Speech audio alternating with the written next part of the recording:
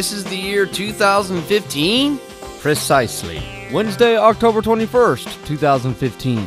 And this is Japan's own Super Back to the Future 2. Only I have the privilege of playing a translated version. It's said to be the only good Back to the Future game, and to be not really that good. A statement with which I'll disagree to an extent. This is actually a pretty fun little platforming game that every once in a while, I'll just feel like popping in and playing. One complaint that I've heard about this game is that there are no checkpoints throughout the levels. But see, while that does make trying again after you die kind of tedious, let me show you something that fairly makes up for that.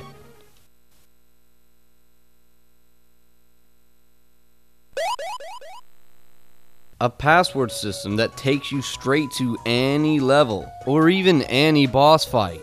And you know the common complaint about passwords being too long and taking too long to type in, therefore slowing down the flow of the game. This one only takes, look, 4 characters. See? 1, 2, 3, 4. Beep! And you're off.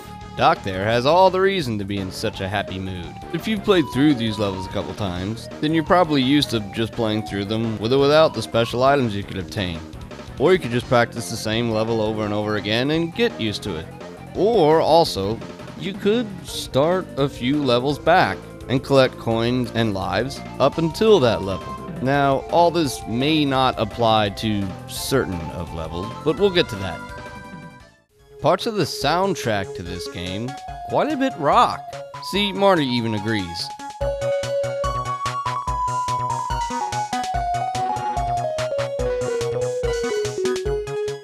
That's right, Marty, rock out. Yeah, Marty seems chill, and he doesn't mind if you sit and listen to the tunes for a bit. Unlike Sonic. See, look at him. He's all, come on. I'm waiting! Fucking rude ass. Fairly much like Mickey, for that matter. And some of this music, I don't know, it's just kind of Genesis-like.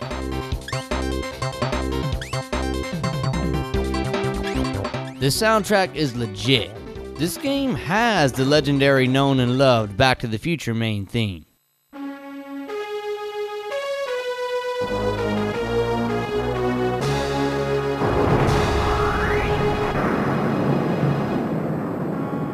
Something at which some of the more Western famous old games have miserably failed. These tunes can make you feel so alive while you're playing.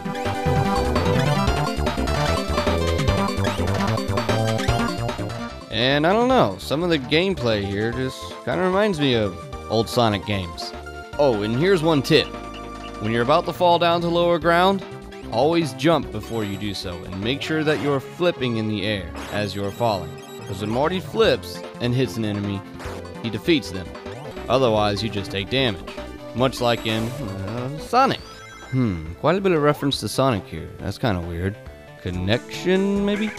Only here, you don't lose all the fucking gold you've worked so hard at collecting every little time you get hit by an enemy. Now, to point out some of the stuff that can be considered tedious, or a decent bit kinda aggravating, it's these hovering car platforms.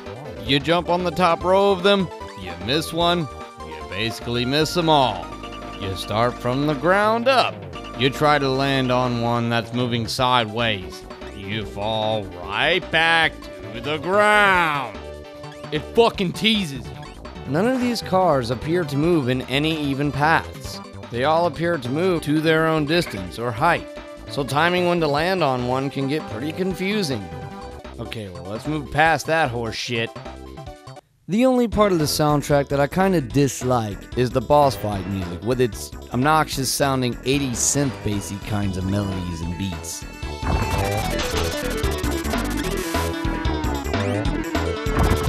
Well, it is based on 1980s themed stuff, so yeah.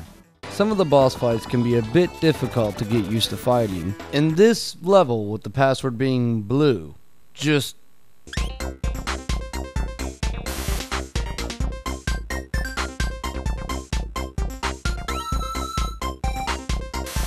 damn.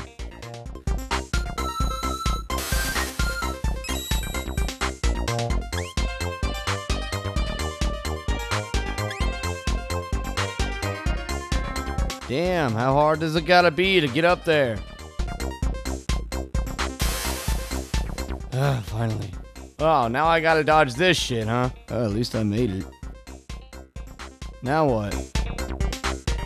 Yeah! Wrong way. Alright, well, I'll just have to wait for the platform to come back.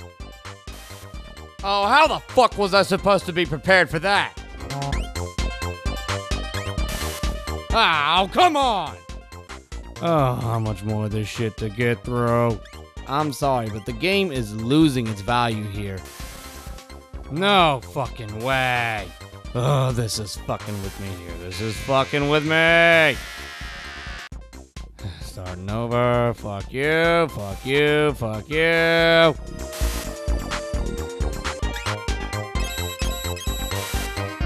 Oh, yeah, sure, why not?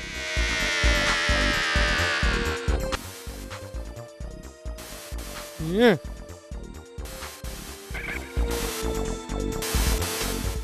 I'll be honest, this is a level that has definitely called me to say, fuck this, I'm done. And after several months of getting my head back on straight, you could say that this far into the game, it ought to be expected to get tough. No, some of that was horseshit. The game plays out pretty much just like the movie Back to the Future 2. The dialogue, the places gone to, and the people seen. Except, well, I have yet to see Marty and Jennifer's kids anywhere. Even though Doc in the beginning says, Marty, you've got to come back with me. It's not about you. It's your kids, Marty. We all who have seen the movie would know that those lines refer to the part in the movie where Doc wants to prevent Marty's son from partaking in a break-in that gets him in prison and destroys his family. What a righteous, caring friend, by the way. Yeah, we never see Marty Jr., but Get up! Marty Sr. does, very briefly, stop the kids who are going to involve Jr. in the crime, in the same outfit he wore in his own time period without the worry of even disguising himself. Well done, Marty. Beating Griff's ass and all, just like in the movie, right before knocking him into the window of the Clock Tower. You notice how also during that cutscene toward the beginning, Marty says, Wait a minute, Doc. What happens to us in the future? What, do we become assholes or something? ha, Jennifer, Clock Tower, Super Nintendo, only in Japan. Huh. Well, in the movie, Marty says that line. You could say that there just wasn't enough room on the screen and or given time in the cutscene to put all that there to read. And that the word assholes shouldn't be in this game that the family could enjoy. But then again, why make a family-oriented thing out of... never mind. Now remember, this English text is of a fan translation. It's not official. So who knows if these are the exact words said in the original Japanese dialogue. And if there's even a Japanese word into which the English slang use of the word assholes directly translates for that matter. I don't know, could be shitheads, could be dickheads, could be ass brains, again, who knows. Speaking of which, I wonder if there's a Japanese dub for the film Back to the Future 2. And if there is, what's it like? Interesting. The hoverboard can be pretty fun to ride on once you get used to it after playing a few times. But there are times when it proves to be absolutely problematic. At this point in the game, you are forced to make use of only very little surface with which to build up only little amounts of momentum in order to jump from one of these tiny platforms to another if you'd rather try not to touch these little parachuting things. Whatever the hell they are. Yeah, the quickest thought up enemy design for a game ever. A bunch of little silver rectangles that parachute from the sky. You gotta avoid getting hit by them, losing chunks of the tiny amount of health you have, and then knocked all the way back down to the fucking concrete. Seriously, man, what the fuck? You notice that? When Marty is in hurt mode as he's falling, he doesn't catch onto any small, thin platforms. He just falls through. But you can jump any little bit of whatever edge of your hoverboard onto any little bitty edge of a platform or plateau and plant a landing just fine, as long as you're not accelerating. What kind of shit is that? Hey, you see these springboards here? Sometimes when there's a lot of enemies around, you're going to want to avoid them because they will be the death of you. And honestly, it's at this point during this level, which by the way, whose password is Queen with no U, that this game actually starts to really suffer from having no checkpoints in the levels. Yeah, I totally changed my thoughts on that once I reached this level. Just good God. This surely applies to the levels Blue, Queen, and Pink. Good thing I started trying to play through this shit a good 2 months before my October 21st deadline here because it took me many tries. At least when you lose all your lives, you don't get game over. You get the word end, and you don't get sent all the way back to the beginning of the game. Okay, well for that, Toshiba EMI, hey, it's my brand of laptop. You get a huge amount of points back for that. Other game makers have influence. If you're going to release a game that is going to be unfair with its difficulty and punish the player by sending them all the way back to the beginning of the fucking game when they lose all their lives, forcing them to do all that work again to get back to where they were, especially if it's made near impossible to get even past the first level or few, then deal with people using Game Genie on your game or whatever cheat methods they've resorted to thanks to you, and quit your bitching about that kind of thing. Otherwise, don't make games with penalties that are that shitty. There's nothing else to it. I don't care what justification you have for it. There is none. What does suck when you lose all your lives is that the game makes you watch yourself slowly drift away in defeat. It does not let you skip it. If you try pressing start, it just pauses it until you end up pressing it again while messing with all the buttons, trying to see if there is a way to skip it, which there isn't, making you stare at your failure for even longer. Just go to hell. Or, Jigoku Nikimasu. The part where Marty confronts Biff about the almanac plays out all messed up. And Biff up and says, "Too bad you're gonna die now?" And he puts up a pretty damn easy boss fight for such an iconic villain. Honestly though, it's a breath of fresh air after all that shit I just got past. Next is the level with the password Pink, where Marty travels back to 1955 again. While this one has some pretty rockin' beats.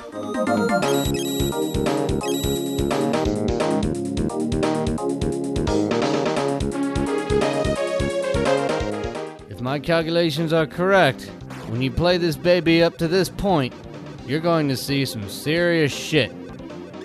Oh, come on, look at this shit. Oh, whoa, whoa, lost the shield there. Okay, look out, look out. Whoa, whoa, whoa! Okay, pass this, fuck! Oh my god, how much more is there? Okay, I think I'm safe. I think I'll be okay.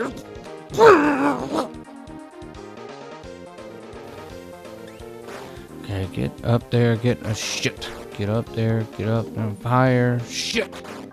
No, from here. Get up there, get up there, get up there. Shit! Come on, come on, come on, come on. Am I gonna make it this time? No? Yeah, come on! Alright, now how to get out of here? Whoa, whoa, whoa, whoa. Okay, watch it, watch it, watch it, watch it, watch it. Okay, slowly, slowly, slowly, slowly. Okay, okay, I think I'm getting this. Like, fuck! I commented before about the game maybe avoiding having cuss words like assholes in it, but that inference is canceled completely out by this part. Look, the word bitch is in this Super Nintendo game. And no, Biff is not referring to a damn female dog. Well, again, were the ones who did this unofficial translation just putting in English text into which the original Japanese text directly translates? Or maybe they were focusing on following the movie's dialogue in the translation. Well, when Biff is trying to kill Marty in the alternate present time, he says, "You're gonna die now," which he does not say in the movie.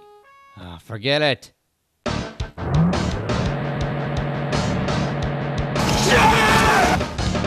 I hate the norm! All that trouble, All that just plain aggravation for a cheap ending like that. Fuck me. You know, might I share that this game and Clock Tower are the only SNES games that I've been able and most motivated to beat. And it just so happens that they were both only officially released in Japan. Therefore, I think I'll agree with what Marty states on Back to the Future 3. You could say that all the best stuff does come from Japan. Well, we've got our amazing products from Apple, a totally American originated company, so. Either way, thanks for watching, peeps. Happy 2015 and happy near Halloween also. There's nothing wrong with watching this, even if you're not watching it in 2015 or even in October or even anywhere around Halloween. Still, thanks for watching. Take care now, peeps.